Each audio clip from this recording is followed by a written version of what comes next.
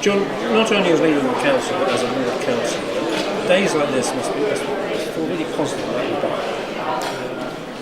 I am positive about the borough, Michael. You know that, and I have an absolute passion for education.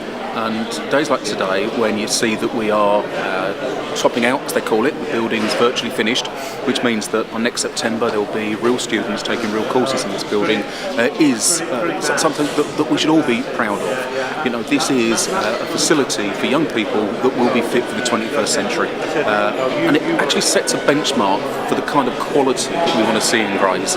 You know, it's up to the rest of us now to meet the now raised bar. It's about quality, it's about getting really good opportunities for young people in Thurrock.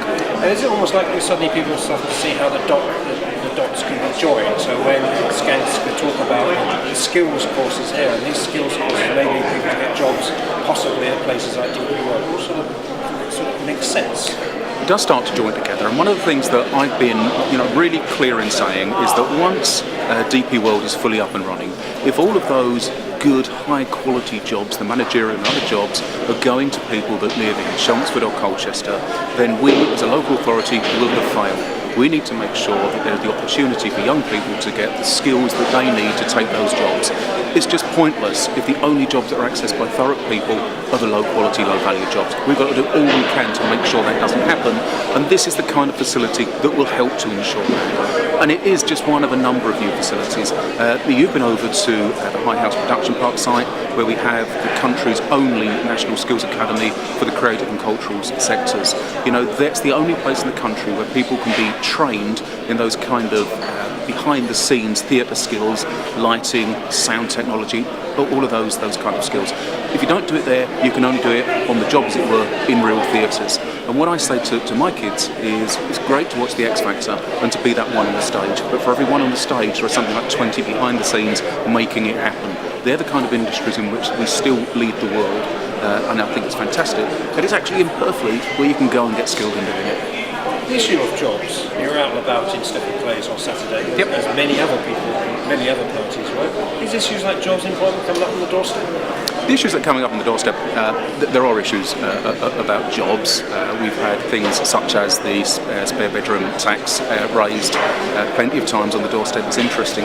You know, you can see that some of the benefit cuts are starting to bite, and they're actually biting on people who I'm sure are the unintended targets, but they are being hit nonetheless.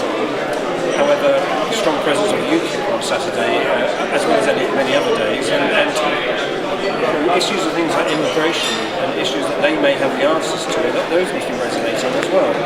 Yeah, of course they're being raised, and I think that we need to be absolutely clear that when people want to raise those issues with us, they're not raising them because they're racist, they're raising them because they have concerns about their jobs and the jobs and the opportunities for their children. We have to just engage in the debate with people.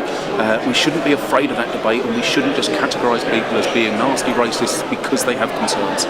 And are you keen to, once again, perhaps rebut some of the Conservative literature regarding the sharing service of Barking and Dagenham? Well, you know, it is what it is. Government have cut our funding by something in the region of £32 million. You know, we cannot carry on providing the same services in the same way as we always have. So thereby, by sharing senior management with other authorities, we share a director of public health, with Southend, for instance. We share the legal services team with both Barking and Dagenham and Brentwood. We share archaeological services with Chelmsford. We share loan shark services with Birmingham, and we share a chief executive with the London Borough of Barking and Dagenham. By cutting down the costs of senior management, it means that we can preserve the front line for that little bit longer, and I think that's really important. Thank you.